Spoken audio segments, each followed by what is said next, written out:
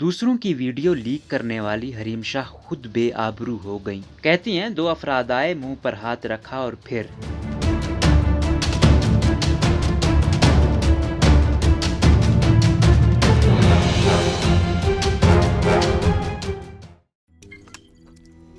روزنامہ قدرت کی ویڈیو دیکھنے کے لیے ابھی یوٹیوب چینل پر سبسکرائب کریں اور بیل آئیکن پر بھی کلک کریں۔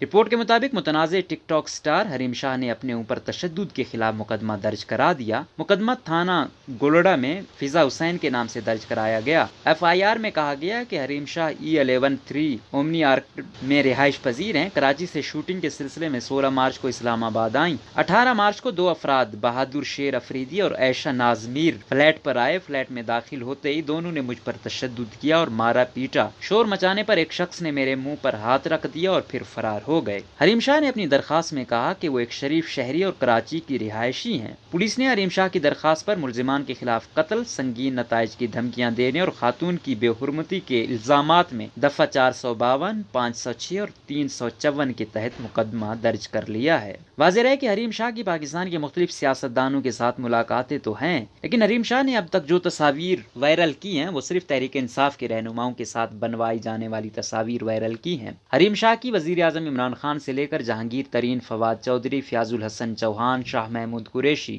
گورنر پنجاب سمیت دیگر پارٹی رہنماؤں کے ہمراہ تصویریں سامنے آ چکی ہیں۔ حریم شاہ خود کو پاکستانی اور پی ٹی آئی کی کہتی ہیں، تاہم انہوں نے سوشل میڈیا پر تحریک انصاف کے خلاف ایک محاذ بنایا ہوا ہے۔ حریم شاہ روزانہ ٹویٹ کر کے پھر ڈیلیٹ کر دیتی ہیں۔ کہتی ہیں عمران خان کو دھمکی نہیں دی، لیکن تحریک انصاف کی حکومت کے خلاف شاید مریم نواز اتنے ٹویٹ نہیں کرتی تھیں جتنے حریم شاہ کے اکاؤنٹ سے ہوتے ہیں۔ اس کے باوجود پنجاب حکومت کے فیاض الحسن چوہان حریم شاہ سے رابطے میں ہیں۔ سینئر صحافی و اینکر پرسن مبشر لقمان کے طیارے سے چوری کرنے اور بعد میں معافی مانگنے والی ٹک ٹاک گرل حریم شاہ دفتر خارجہ کے کمیٹی روم میں پہنچ گئی تھیں، جس کا سوشل میڈیا پر چرچا ہوا۔ ٹویٹر پر ویڈیو جاری ہونے کے بعد وزیر اعظم ہاؤس نے نوٹس لیا ہے اور تحقیقات کا حکم دیا تھا، تاہم تحقیقات کی رپورٹ ابھی تک سامنے نہیں آ سکی ہے۔